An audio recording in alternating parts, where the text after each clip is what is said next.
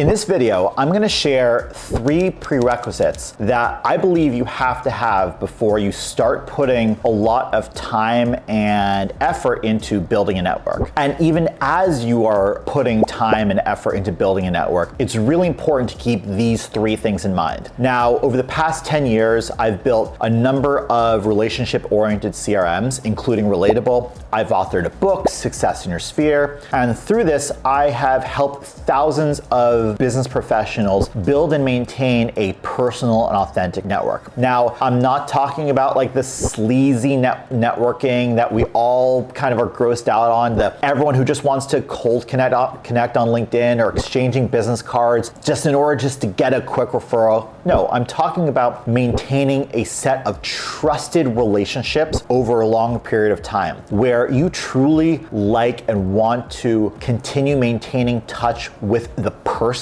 not just the LinkedIn profile. You want to make sure that you care about them and they care about you. And yes, of course, may lead to opportunities at some point now or in the future. Maybe it's repeat business opportunity, maybe it's a referral, maybe it's a job, they hire you, you hire them. Maybe you end up becoming business co-founders or co-investors. I've seen all the most amazing things happen in my own life from my network, and the more I put the time and attention into nurturing those relationships, the luckier I seem to get. Now, I've watched people, even experienced professionals, fall flat when it comes to their relationship building efforts because they forget, I think, these 3 key principles. And again, they're pretty simple and obvious, but if you think about how this actually shows up in your life, it's worth thinking about. So, number 1, I believe you have to be good at what you do. This may sound obvious,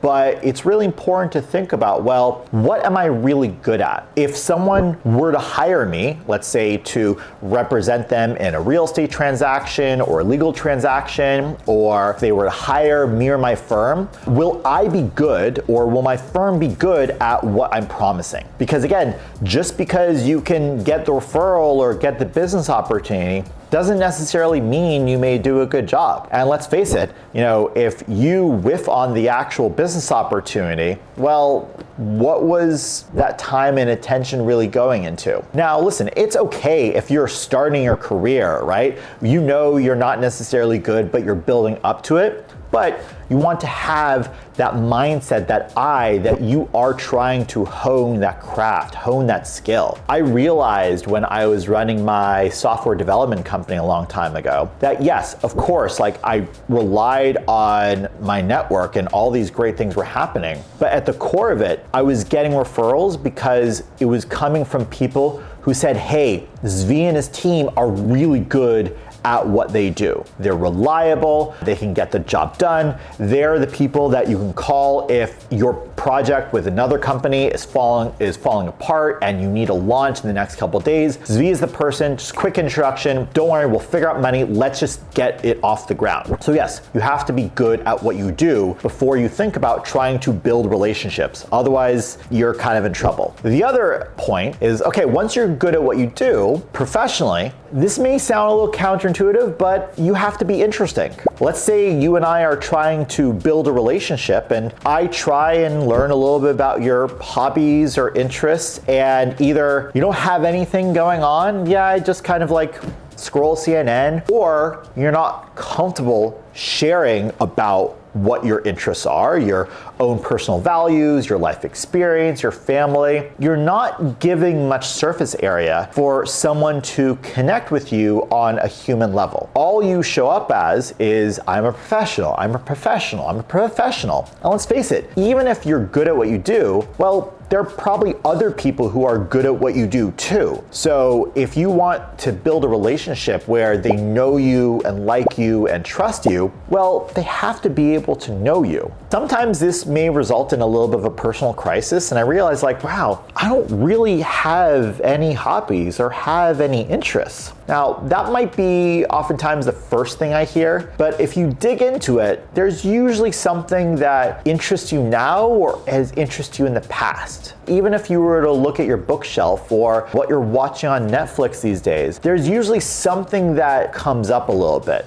One of the questions I like to ask people is, hey, what's interesting you these days? Richard Feynman has this idea that you should always walk around with 12 ideas or 12 questions you have in your head. And so what are the things that you keep thinking about that might be work related and are pretty interesting, right? You could be, let's say, a realtor and you are interested in how the political environment will impact rates. Great, that is something that truly interests you. You might be interested in a particular aspect of architecture, or it could be completely unrelated to professional and you are training for an Ironman, or you really love gardening, or you're focused a lot on mindfulness. It may feel uncomfortable at first sharing this, but remember, we're trying to connect with each other on a human level. And if all they see is your business card or your LinkedIn profile, let's face it, they see a lot of other business cards, they see a lot of resumes, and there's a chance that you may just come across looking and sounding like every other professional. So I encourage you and I invite you to take that little first step and maybe just,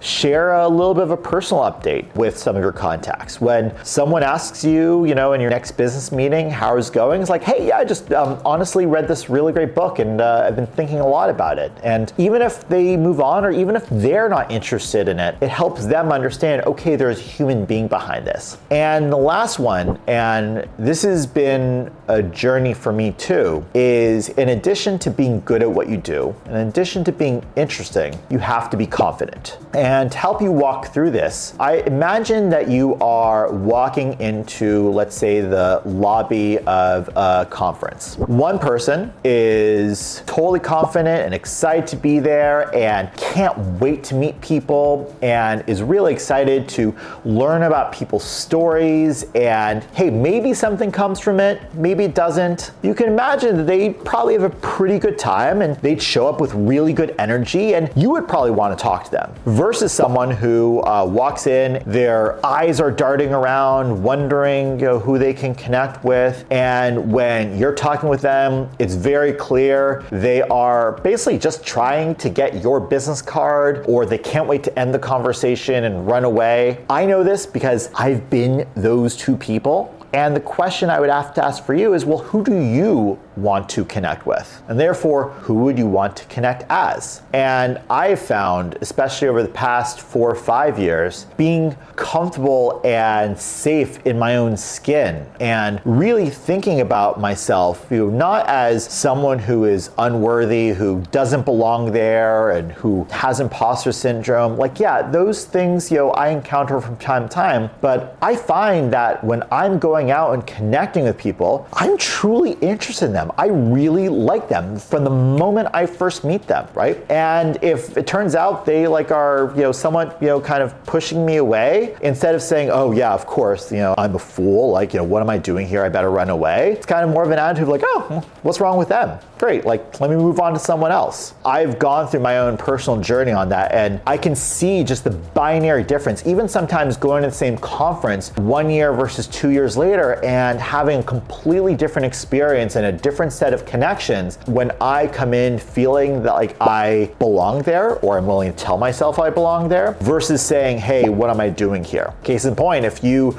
are going to meet with a potential business opportunity, there's a very big difference between saying, hey, I really need this, I hope this works, oh my God, they're gonna sense I'm a fraud, they really don't want to work with me anyways, I really hope they want to work with me, versus, hey, wouldn't it be great to work together? If not now, at some point in the future, I really am excited to be of service to them, I have a lot of value to kind of add to them, they seem like people I would love to just get to know, even if money never exchanges hands. Which one is more likely to happen? So again, the 3 prerequisites before you start putting a lot of time and effort into maintaining a network, and even when once you do, I think it's really important to just keep it in the back of your head. Number one, be good at what you do. Number two, be interesting and be willing to share it. Number three is to be confident. Now, this is all, of course, an inner journey that I highly recommend you put the time and effort building that relationship with yourself in addition to building relationships with others. I've seen it myself. I've seen it with my clients over the past 10 years. I can't wait to hear how this goes for you. I'm here to help you build and maintain authentic relationships over a long period of time and can't wait to see what happens with you. Stay tuned on this channel. We've got many more videos like this. Have an awesome, awesome day.